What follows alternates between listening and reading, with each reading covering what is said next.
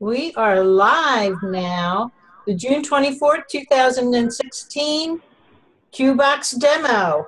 Hello, everyone. Hello. Hello. How's everyone handling the heat? Very well. You're burning up out there, aren't you, Linda?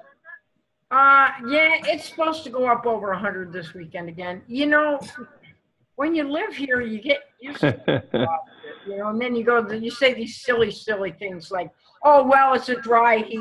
How many times have you heard that? Right.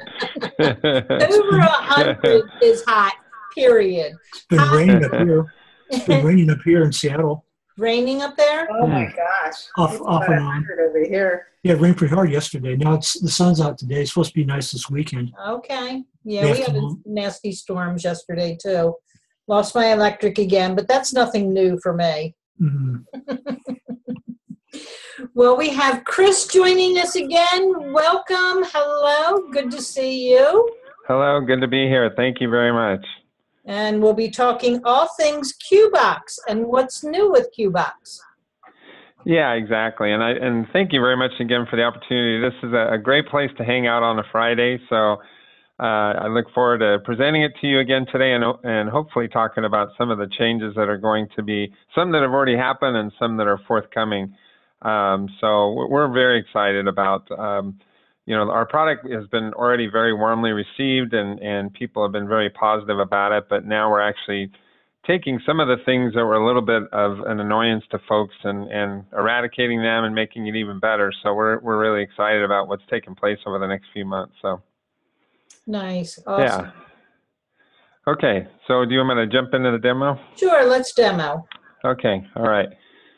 So hopefully I can do this the right way. Wow, it's giving me options here. Share screen at the bottom of the window. Okay, perfect. Okay.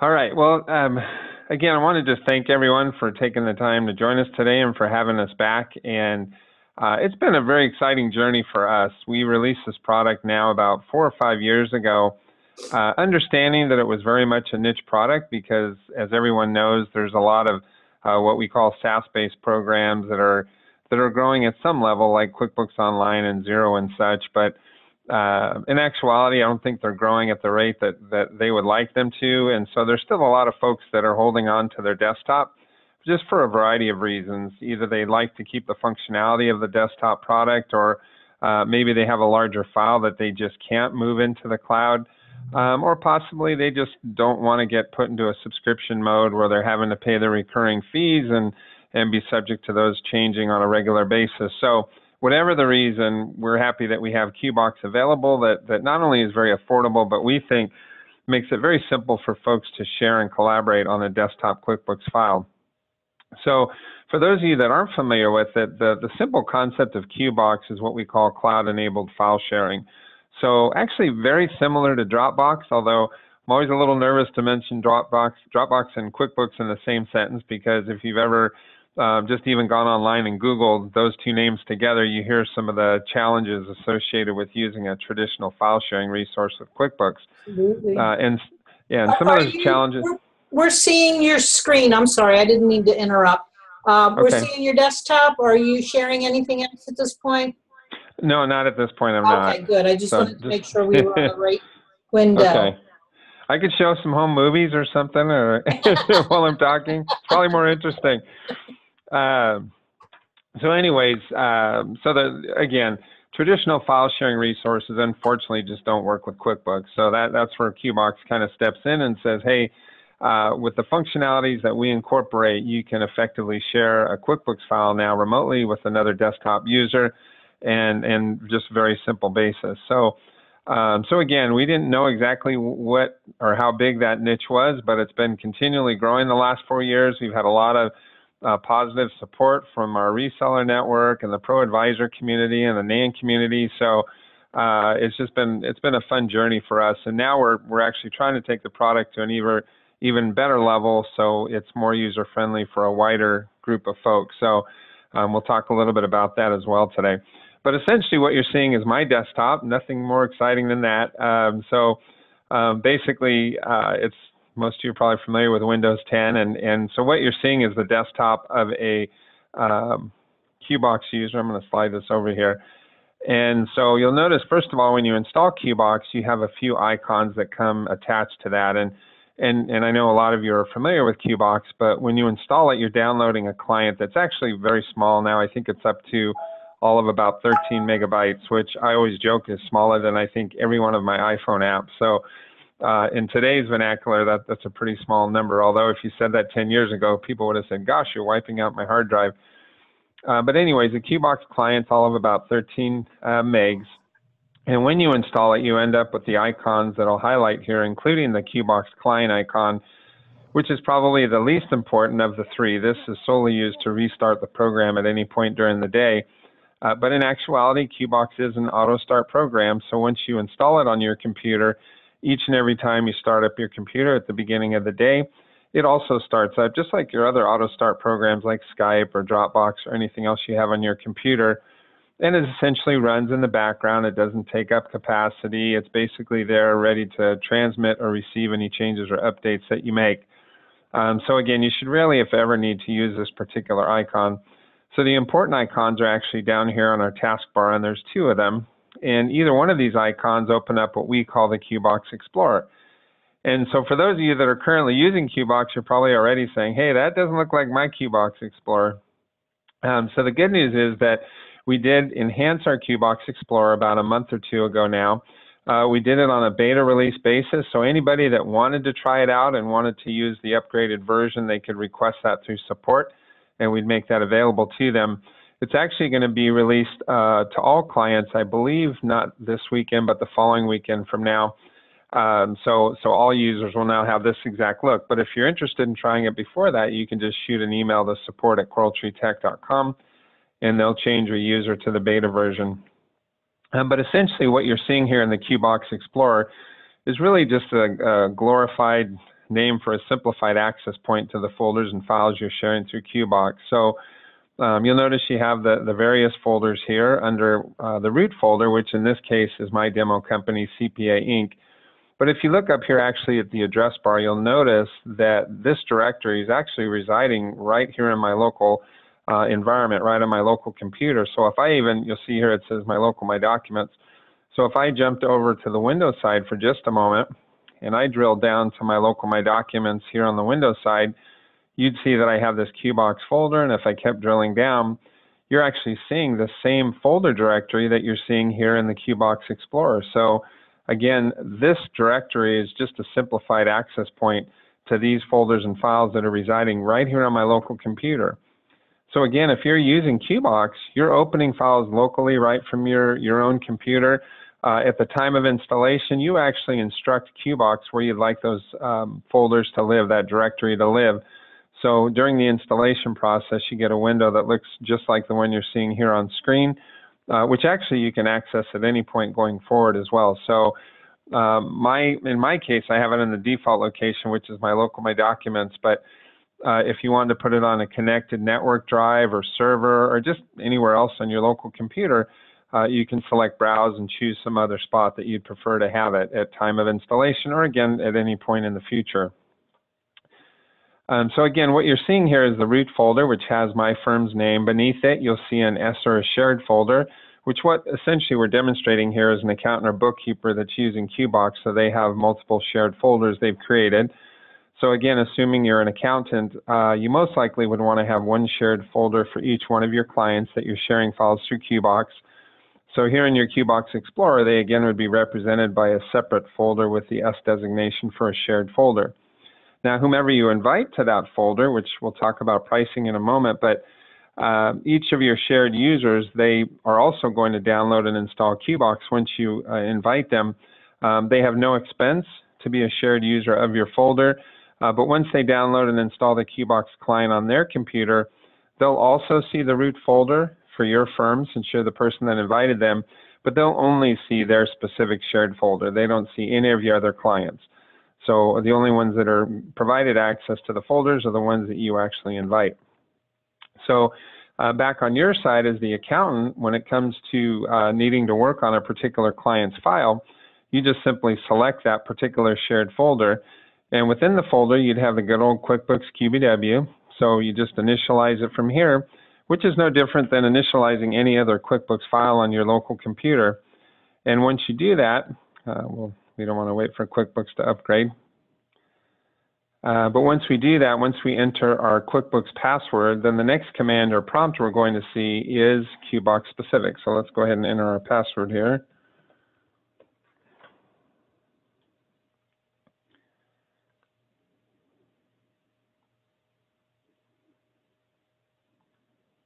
Okay, so once the file opens up, come on, QBox, don't make a liar out of me.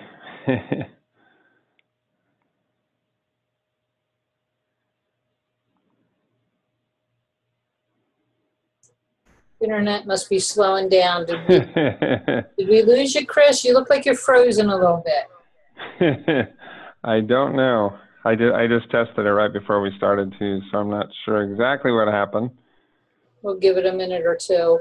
While it's thinking about it, I want to say that as a best practice, what I do with my QBox clients is I append the name with the version of QuickBooks they are using. QuickBooks Oh, we did lose internet. QBD 14, 15, 16, like that, because I have clients on different years of QuickBooks. So okay. That helps me know which QuickBooks to open. That's a good idea. You don't ever open the QuickBooks. You always open the QBox. And QBox always opens the right one. Yeah, I mean, that actually is inherent to, there's our lock request. I do apologize. I think it was an internet glitch. So, Okay. but we're not sharing your screen any longer. Oh gosh, there we go. Okay, there's you, yes. All right. So it was the internet. Yeah. Hello. Okay, we're back. Okay. Thank you.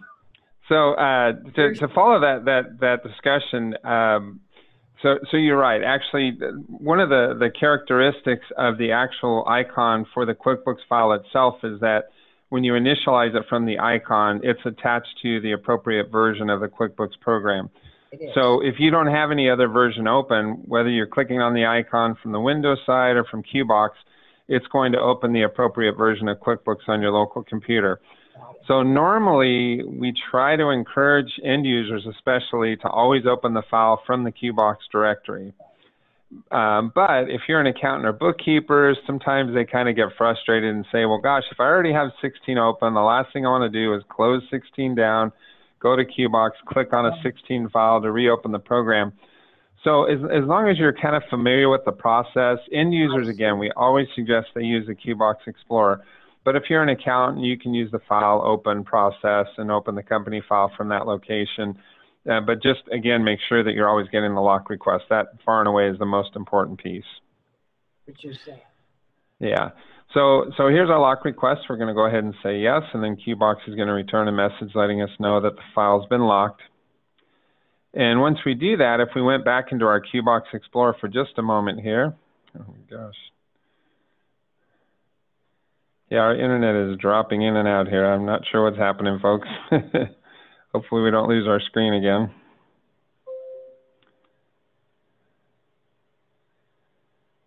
Are you still able to see my screen? Oh, I lost you again. I can see it. Yes, I'm Okay. sorry. I thought I unmuted. Okay.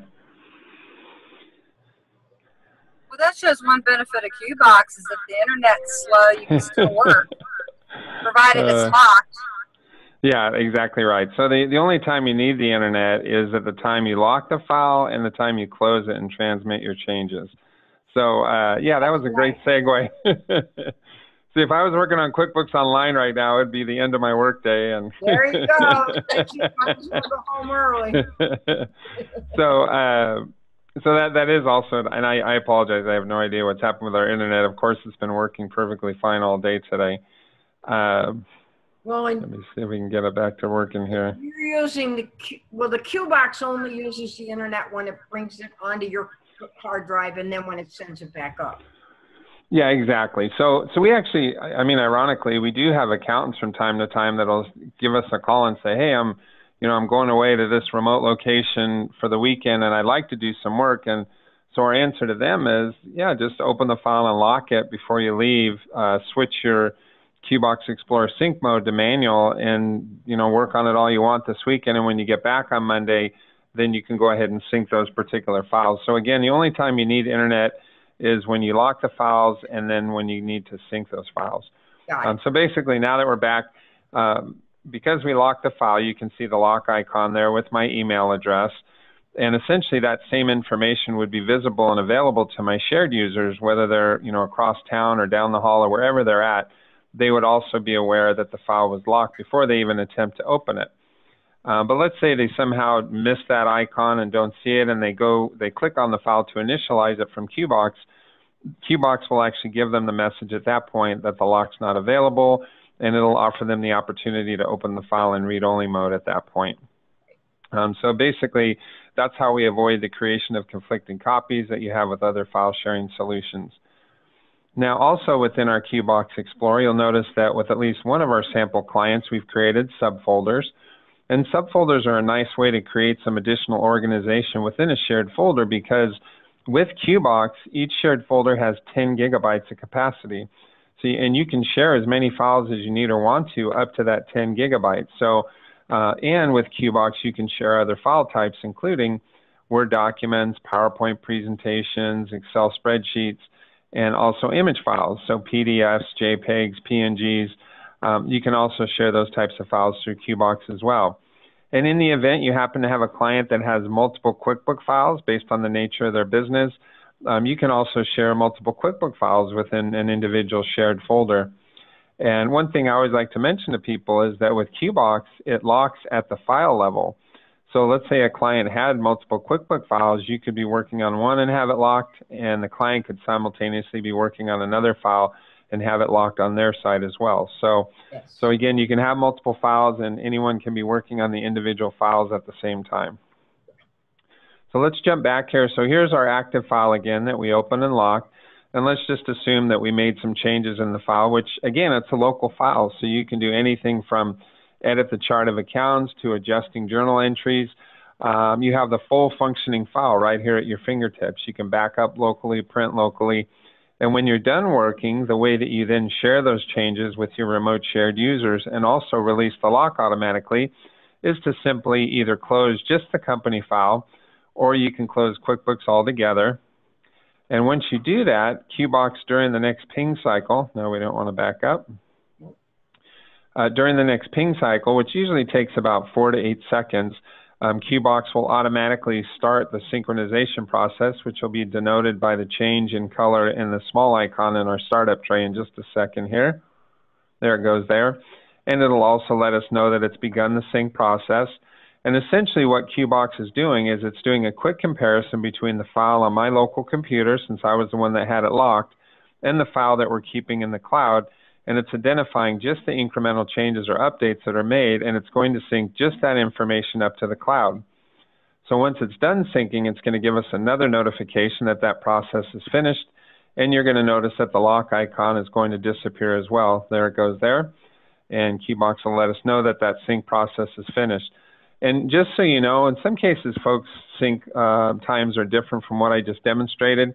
Yeah, but while the file is syncing, you could have actually already gone and opened up another file and locked it and begun working, or you can work on any other program in your computer.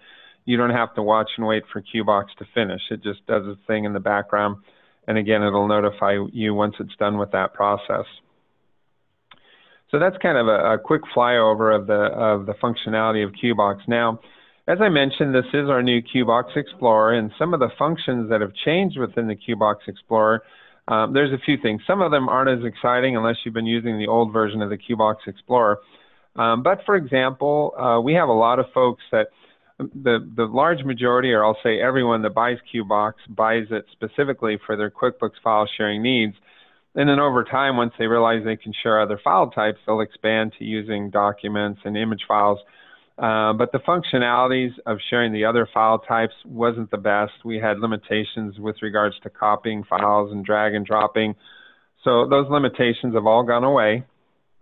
So now, for example, if you had any particular types of files here in any place on your computer, you can now copy multiple files at one time, whereas before you had to do one file at a time. So now you can copy multiple files and just come over here and drop it into whatever folder you need to. Additionally, and even simpler, if you want to drag and drop a particular file into a folder, you can just now go to any location on your desktop or on the Windows side and just drag it right here across to your QBox Explorer, and it'll now update that file into the folder, and it'll also automatically sync that file to your shared users. So those are some of the new functionalities. Additionally, on the other side, when you wanted to delete a file in folders, previously with QBox, you always had to delete the files first and then delete, basically, as I say, from the inside out. Whereas now with QBox, and again, keep in mind, only the primary administrator for the QBox account can actually delete files at all. But now that primary administrator, as opposed to having to go through that process of deleting files first, now you can just select any folder and delete the folder, even though it actually has files residing within it. So again, we tried to make some of the functionalities within the Explorer a little bit easier to follow. We also changed some of the settings functions, so now you can update any of your settings from one location within the QBox Explorer.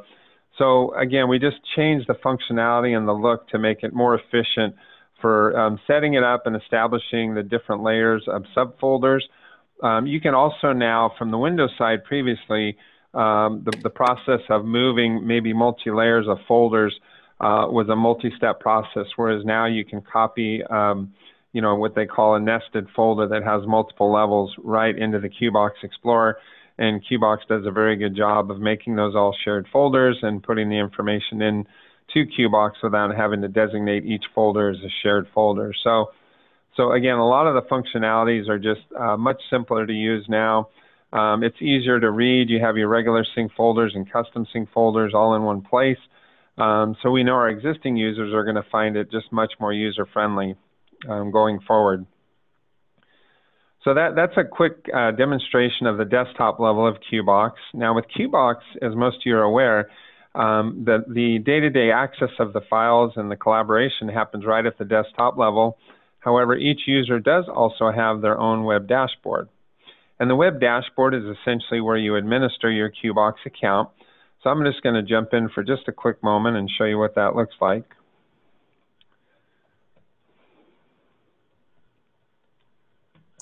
Boy, I really like the new look, Chris. It really looks good. Oh, good. Yeah, I do too. Nice and clean. Yeah, and it works very well. We helped we helped a client a week ago that was copying very deep levels of nested folders and much deeper than we've ever had, actually, even with the old Explorer, and it worked. It was able to copy a large number of files and folders simultaneously. So again, it's a lot more user-friendly for folks that are more familiar with using the Windows Explorer. So on the web dashboard, some of the things you'll notice right away is that, first of all, we have the same folder names that we had here in our QBox Explorer. And so that information is replicated here on our web dashboard. You'll also notice that for each folder to the extreme right here, we have a share icon or a green icon under our share column. And once you select that, you'll actually have a list of who you're currently sharing that particular folder with. And then you'll notice down here you can enter additional shared users if you need or want to. And with QBox, there's no limit to the number of folks you share a folder with. And as I mentioned earlier, there's no cost for shared users. So you administer, though, the users of each folder right from your web dashboard. And when it's time to add a new client to QBox, very simple process. You just click from your web dashboard on the new folder option, and then you enter the name of the new client company, whatever that happens to be. And then you enter your first two users. If you just have one, you only have to fill in one spot. If you have two, of course, fill in both. And if you have more than that, then you can add them from that share icon once the folder is created. But once you do that and you select create, then a few things happen. First of all, you'll notice that folder is going to appear here in our web dashboard. And then secondly, there it is there. And then secondly, if we jump down to our desktop level, you'll notice that QBox is going to populate that also to our QBox Explorer. There it is. And then the third thing that would have happened is those folks that we invited to the folder, If they don't currently have QBox installed, then they get an email that essentially says, hey, you've been invited to share a folder for free. Click here to go through the installation process. If they do already have QBox installed, then basically the messaging is this folder's been added to your QBox account.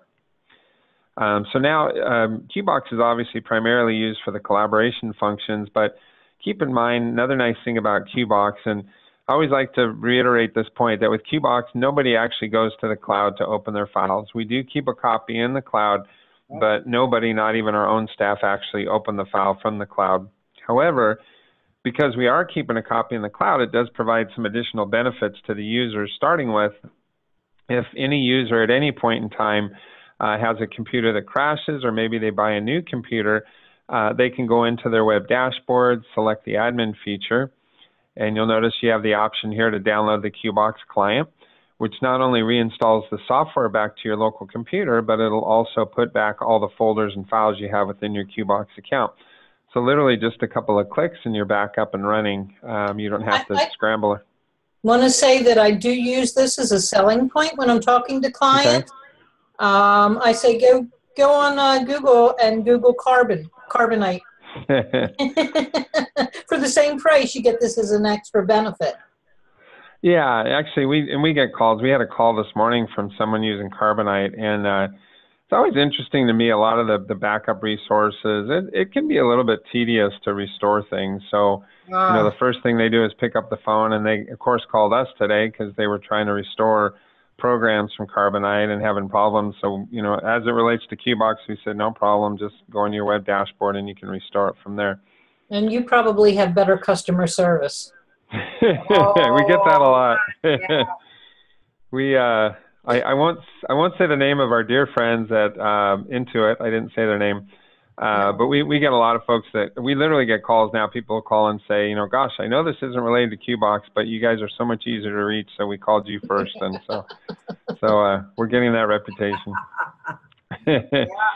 So another nice thing too, not only do we just have a traditional backup, but for the main administrator of the account or the folder owner, they also have rollback capabilities. So for any individual file, you can click on the history icon, and we actually have 20 copies or 20 versions of every file in QBox as well. So at any point, you can select any previous version, click rollback, and once you confirm to QBox that's what you want to do, then QBox will roll back that copy in the cloud, and it'll also automatically sync it down to the desktop of all the shared users. So if you've ever had to struggle with a corrupted copy of a file, or just maybe someone made a bunch of changes you wish they hadn't, QBox makes it much easier. Something before they were really ready.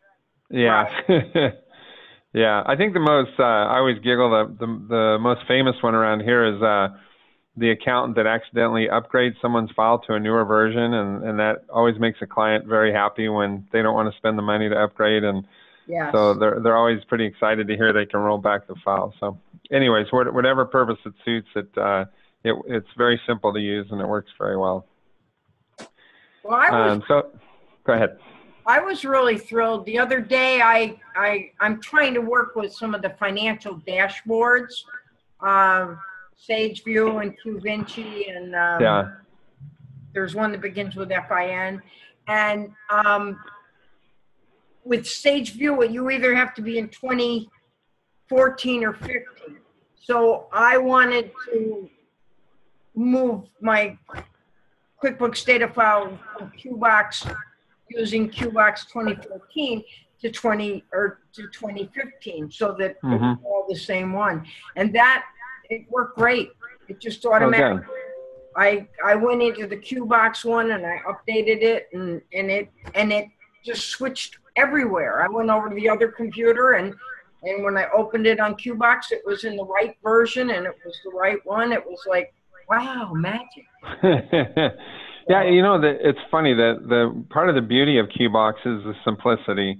As it relates to the file itself, where it's, you know, physically residing is a QBox directory, but there's no active process that's changing, you know, the nature or the characteristics of that file. So we get calls all the time, people saying, well, gee, can it sync to Intuit Payroll? Can it sync to QVinci? Can it sync to T-Sheets? And the answer is always yes, yes, yes, and yes.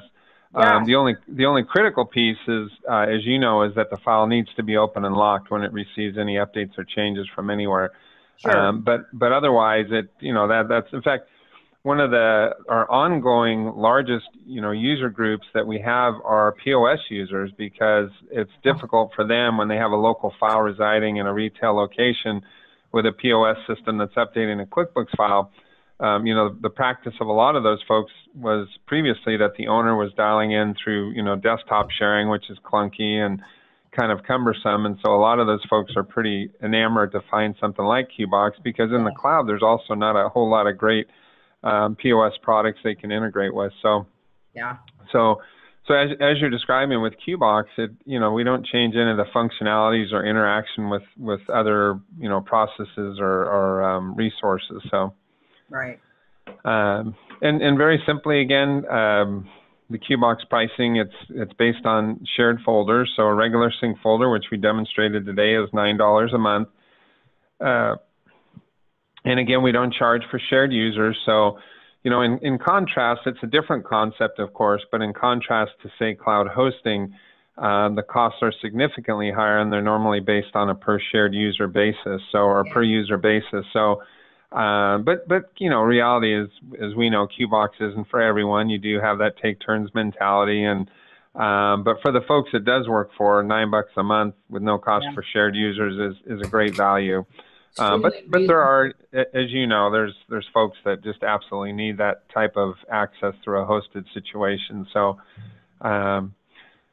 And again, no limit to the number of shared users, no limit to the number of files other than the 10 gigabytes of total storage per folder, which we haven't had anybody get anywhere near that number so far. We always had people call and say, well, gosh, what happens when I exceed 10 gigabytes? And of course, when I'm bored that day, I say, well, we blow up your folder and we notify the SEC. No, nope, we don't do that. But we never had anybody get even close to that number. So that's quite a bit of capability. So a couple of the news items, though, before we open it up for questions. If we ever had an Achilles heel, which we don't have many, thankfully, some folks, based on the speed of their internet or the size of their file, have had extended sync time. So the good news, bad news of that is that, and it's funny, we have some folks that choose QBox because they have poor internet, because they, of course, don't want to live in the cloud and have to work, relying on the internet connection.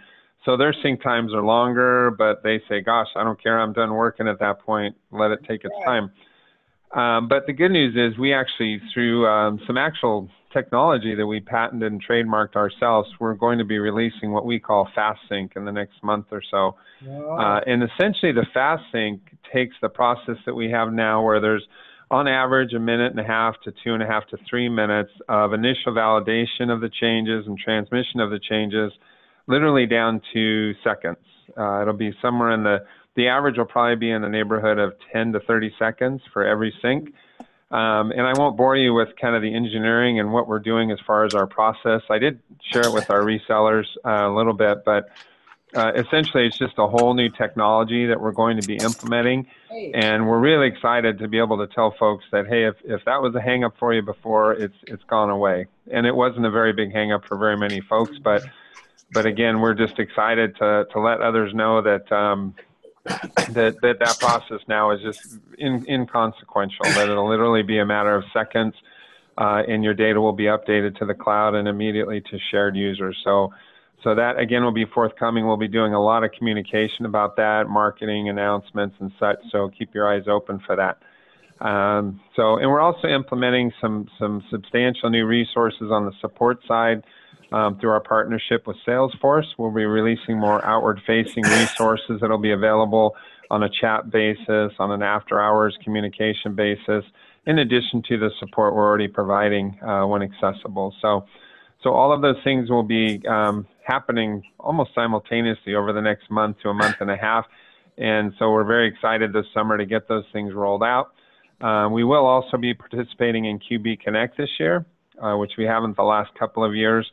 But we're excited to be there as well. We'll probably be the only desktop-related product there, but we're happy to be there and happy to continue to grow our relationship with the Pro Advisor community. So with that, I'd be more than happy to answer any questions or. I have a question. Okay. Are you conform to Intuit's sunset policy? That is to say, does the QBox work with files earlier than, say, 2013? Yes, we do. Very good question. So we actually, since the day QBox was released, we supported 2008 forward, and we continue to support those same versions. Between you and I and the fence post, we actually know there's folks using versions even earlier than that. So a lot of our accountants, they of course are making sure folks are moving to newer versions, but they always say, hey, but I have that X% over here that I just can't convince them to buy new software, because their immediate answer is, why do I need to? So we absolutely know we have people using versions even older than 2008, and the answer, of course, is, well, gee, we don't support it, but if they call, we usually help them anyways. So we have our own policy. 2008 forward is what we publish to the user base. How about security? I mean, if you're using it for other files, I mean, like, would I be safe and put in a copy of a tax return in one of those folders? Yeah, I mean, I'll kind of pull the string and give you our general security answer, and then I'll tell you why I think it's pretty exciting. So with QBox, on the homepage of our website, we do have our security practices, and if anybody at any time wants kind of a deeper description of our security policies, you can send an email to support@coraltreetech.com, and we'll actually send you our most recent white paper. But we do use 256-bit encryption in the transmission of data. We do transmit through an SSL secured channel. All of our data at rest are kind of, as I say, 800-pound gorilla is Amazon Web Services. That's who we do our data hosting through. So all of the data is transmitted using the same security practices that financial institutions use. But one other thing I always like to explain to people is that the cloud-enabled file sharing is somewhat of a different animal, because usually when they talk about security, people they immediately think about the horror stories with Home Depot and with Target and some of the others. But keep in mind with QBox, nobody's opening the file on the cloud. Not the users, not us, not anybody. So even if some rogue hacker figured out how to crack our communication channel, all they'd be getting is a bunch of changes that would make a lot of sense to someone. Because again, no one's opening files in the database. So it's kind of a different animal. So we do have our security practices. The moment the data leaves a shared user's computer, it's immediately encrypted. So really the greatest security responsibility falls on the user, making sure that they're protecting their local environment and using the appropriate passwords and controls for their local computer. Nice, nice. Okay, any other questions from anyone? Use silence. Have you updated? Wow. Have you updated? There is something that I would like to just mention, and that is any user needs to have a different email address for every different device they use to access the data on QBox. That's correct. So essentially with QBox, you can have as many shared users as you like, but QBox uses email addresses as a marker or ID for each device. That's right. So when you're selecting an additional email, what you're doing is saying, okay, that's computer 1, that's computer 2, but we're doing it through email addresses. So that's how it's established within the system what the designation is for that computer. So QBox knows what folders that computer should have access to.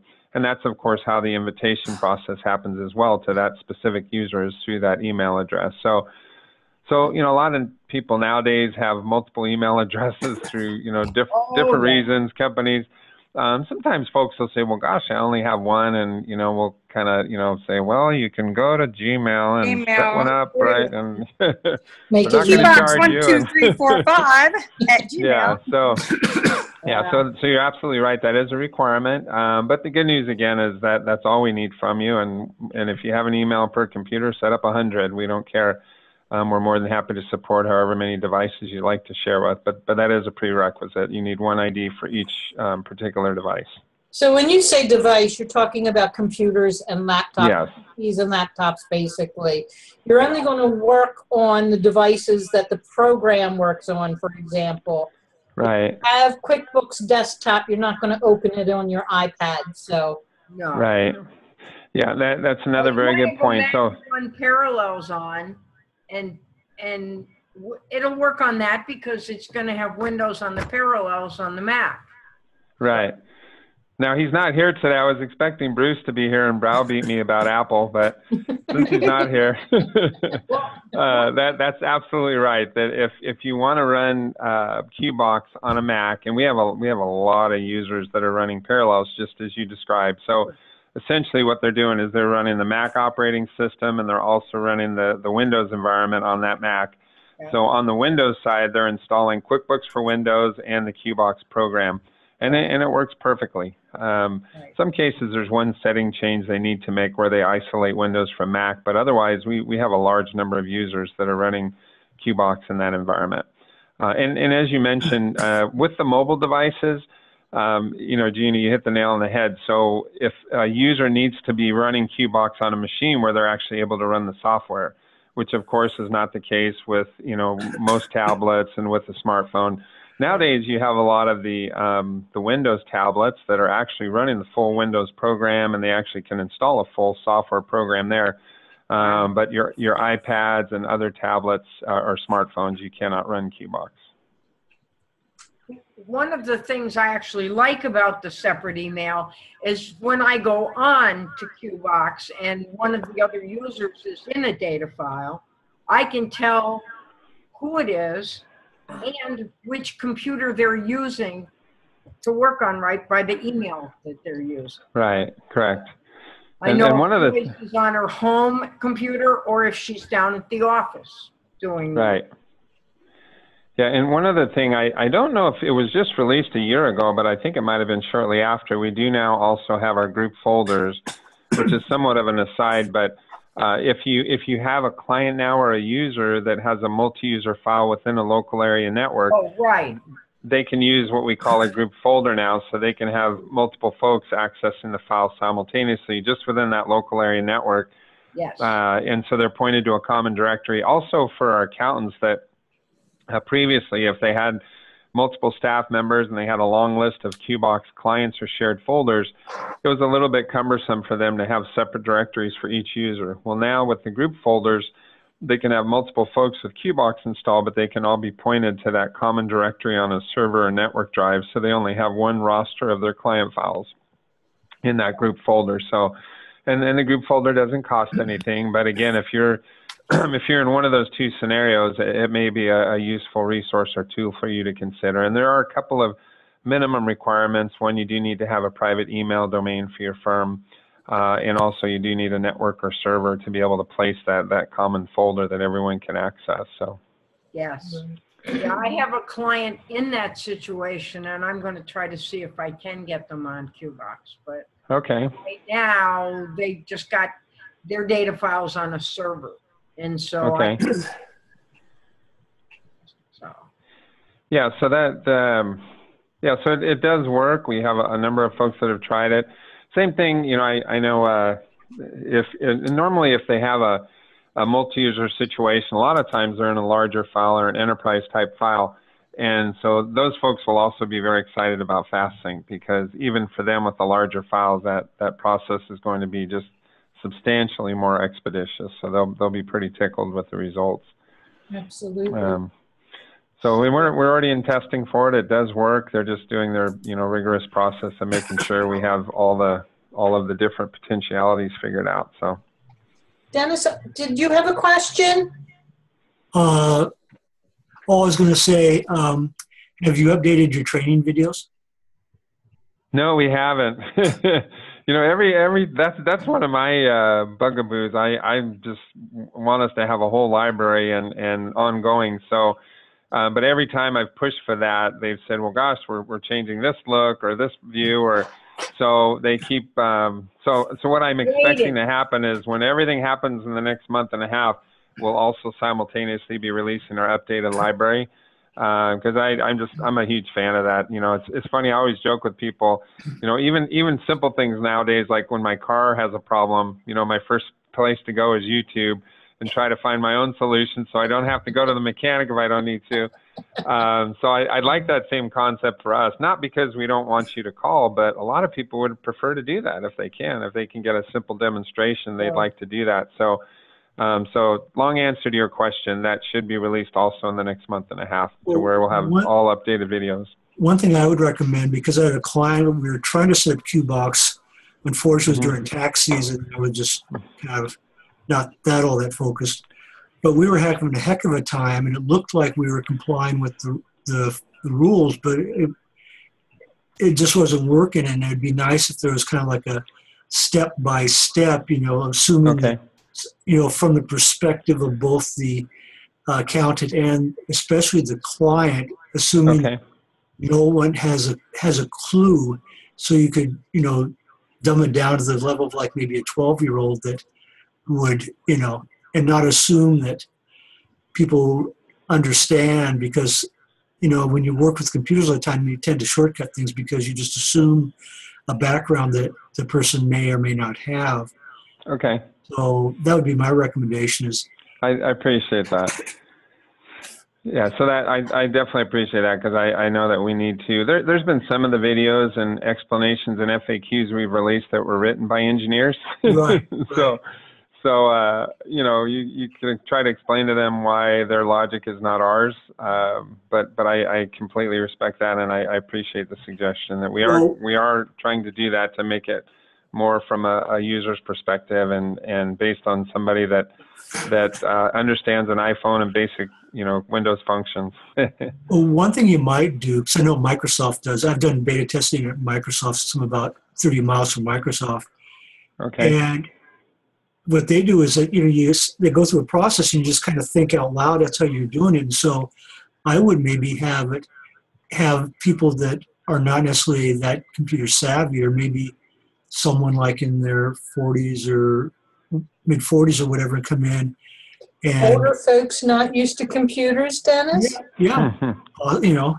Dennis, I'm in my mid-40s. I'm good with computers. Well, someone that doesn't have the qualifications of Misha, that skill sets, that, you know, that you could kind of see where people are having. I mean, if you do this testing and you see people were getting hung up on a specific place in the, because people may sign up, but then they get frustrated because they can't access it and say, "Oh, the heck with it," you know. Okay. Yeah, I really appreciate the input. And Misha, I was sitting here laughing because I'm on a computer all stinking day, and my 14-year-old still tells me things I don't know. Yeah. So. That is funny. My daughter does. My seven-year-old niece has scolded me on a number of times. Yeah, I feel your pain with that one. I used to joke that whenever I'd buy a new vehicle or a TV or something, I just would hand the materials to my son and say, "Tell me all the important stuff." So, but no, I definitely respect what you're saying, and I think we're heading that direction where we're trying to have more of a user response and interaction, and we do have some folks that aren't as familiar with the product that we're trying to get more feedback from. So I appreciate your feedback though on that. Okay. Any other questions from anyone? Do you want to stop screen sharing, Chris? We can see the rest of the people. I think okay. Wayne has joined us. I'm not sure who else has joined us while. Okay. Okay. We have Kathy Kovacs and we have Dwayne. Do either of you have any questions? No? I don't. I want to learn more about QBox, so it sounds like it's very useful for the clients that I have on desktop. It is. I mean, I have a couple clients still on desktop, and it certainly beats having to send, you know, accountants copy back and forth. And Well, they have changed that whole process, and they're no longer supporting accountants' copies. Who's they? Intuit? Intuit, yeah. Oh, really? Yes, they've taken that away. And their recommendation was to use Dropbox, which I almost fell on the floor about. Maybe they've got a I'm site division amazed. on. Yeah, Maybe you they know, try to develop some business for their data, repair business or something. That's right. Well, that just shows you how the support people, they come up with stuff on their own, because Intuit would never say that. Yeah. But an Intuit representative. Yeah, it was funny last year at Scaling New Heights in New Orleans. I had an Intuit engineer come up to me who had just finished a class talking about data sharing, and he told me people kept raising their hands talking about how much they hated the accountant's copy, and he told me he finally just said, "Hey, well, why would you even bother with it? Use something like QBox." So he claims he didn't say Dropbox, he said QBox. So I'm not sure though. I wasn't there to witness it. Actually, the reason I started using QBox was because I had a client and we were sharing the file in Dropbox, and we realized one day that the stuff that I did wasn't there and the stuff that she did wasn't there, and I couldn't figure out why. Found all the conflicting copies, and I fell on the floor. And I think that week was when you did the first demo. I think somebody was talking about it in his Hangout, and that's when I said, I gotta have this, I gotta try this, and I haven't looked back since. So the reason I left Dropbox was because I got the conflicting copies, because of course, you don't know what you don't know until you know what you know. And that day when I realized that, and we were we were in a place where she needed data, and like all these bills needed to be paid, and they weren't there because I spent hours entering, and to find that nothing was syncing with her, her file. And it saved my life that day. So I'll always be, I've been a converted fan. So I don't even like Dropbox anymore. I don't use it for anything. So I've moved on from that. I'm glad you mentioned conflicting copies. I could not remember that word. Last night I was writing that little article about QBox, and I thought, corrupt. No, there's another word. That was a great article. I actually put the link. Let me copy it and put it in for people that joined later. There's Sarah's link for the blog that she wrote that. I meant to say conflicting, and I said I couldn't. The word would not come to my head.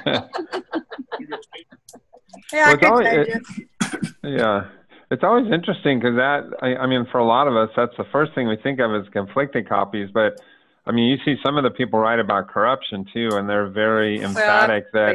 In fact, I think it was Seth that used to say that, using Dropbox is like driving down the freeway with no brakes on your car. Eventually, you're going to have to stop, or something to that effect. And so you do run definitely the risk of also long-term corruption of the file. It may not happen the first or the 100th time, but at some point it's going to be corrupted. So if it's when.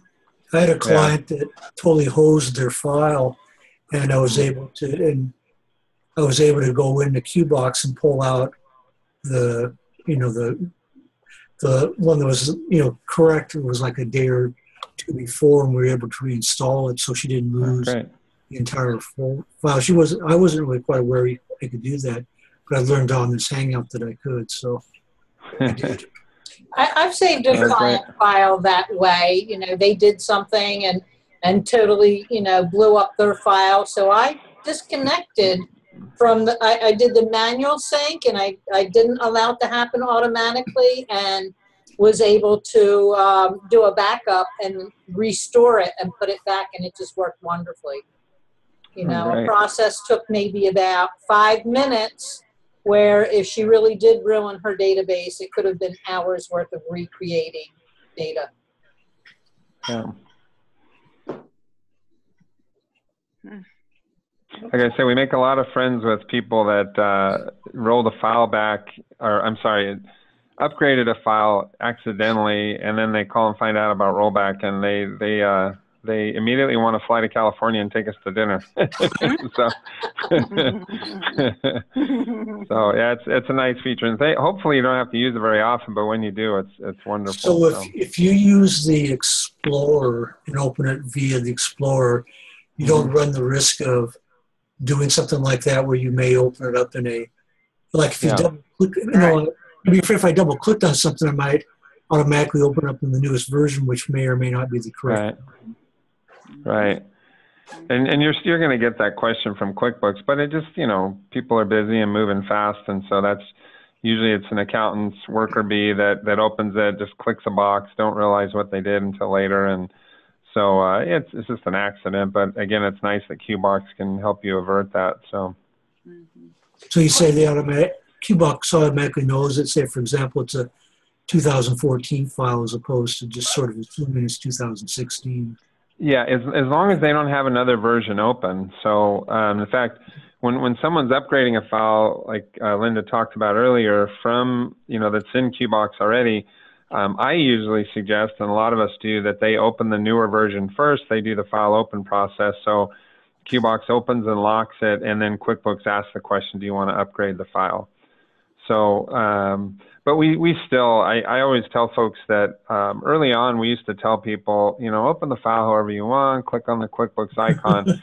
but what was happening is, and it still happens once in a while, that in doing so, end users weren't making sure that QBox was even running. So they have a situation where maybe their computer crashed, QBox was disabled, and they just keep clicking and opening the file and working for X amount of time, not ever realizing or being aware or mindful that the lock wasn't occurring. So we really try now to talk end users into using the QBox Explorer, if nothing else, just to verify that QBox is up and running and they're getting it from the right place. So one thing I found is that when I've got QBox open and I don't want to lock it, I just want to view I keep getting this message, and I click on don't show it, and it still keeps showing. Oh, really? Yeah. The lock message or the? Yeah, yeah, it's like I don't want to lock it. I just want to review the file. Oh. Then I click OK, and then it'll disappear for maybe a minute. Then it comes back, and then it doesn't seem to want to take. It really wants to make sure that you know what you're doing. Yeah. That's one. Well, then there's actually, when that annoying, as I always tell people, that annoying pop-up comes up, there's a box you can check that says, don't remind me again. Well, that's what he said. He's been clicking and it doesn't work. I click it, it doesn't work. It ignores my requests, and so it keeps reminding me. Are you sure? Are you sure? Are you really sure? Yeah, right. I apologize for that. If you when that's occurring, you can give us a call. We can try to help you figure it out, because that, it's intentionally designed to keep reminding people, because it's funny, people still, it doesn't happen very often, thankfully, but once every couple of months, you'll get that call from someone that says, yeah, I ignored it. I didn't lock it. I just figured I'm going to keep working anyways. And I was just looking. Yeah. And then I decided to work. And then I was like, I had to edit. Well, it'd be really cool if we could say, don't remind me again for 10 minutes. Yeah, that's a good idea. That would be really cool. I do like the reminders, just that it's like, boom, boom, boom. It's like, come on. Yeah. Like Windows, where you get the, different time periods, like, never, or a year, or, like 6 hours or whatever. Give your programmer something to do. Yeah, their free time. I think it never should be an option, because wouldn't it be like if it was a situation where you really forgot that you needed to do that, like that's something that should be reminded, Yeah. Yeah. So one of the things they've been engineering is that someone brought this up a year or so ago, and they've still been trying to engineer it, is that if someone has a file that's not locked, that it would highlight that frame. And so they would, that not only would they get the annoying reminder, but it would, permanently be visible that they're in an unlocked file. So. Right, just a big banner that just doesn't move. It's just bright.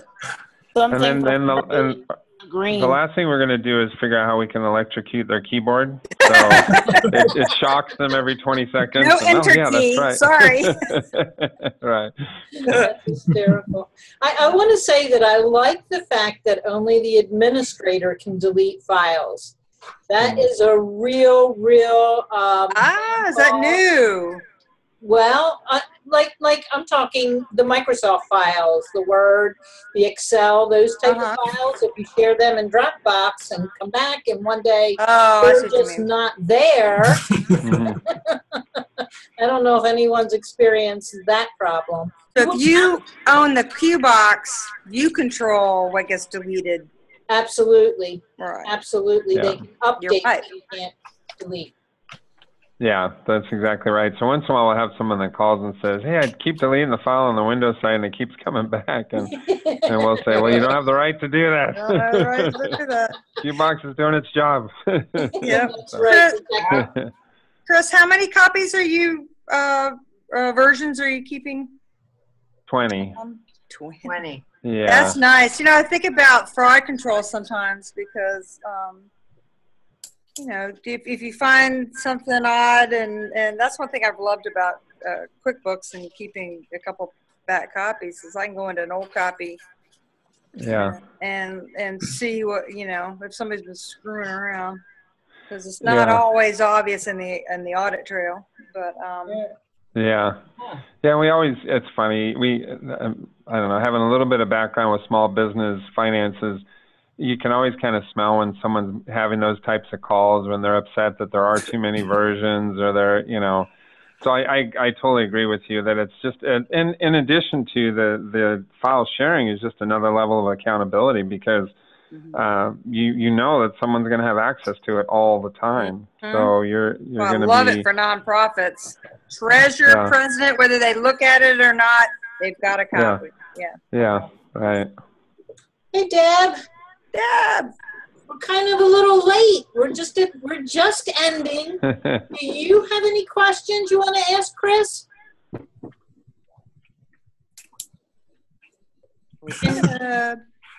Is she awake? Can you hear us, Deb? Maybe not. Okay.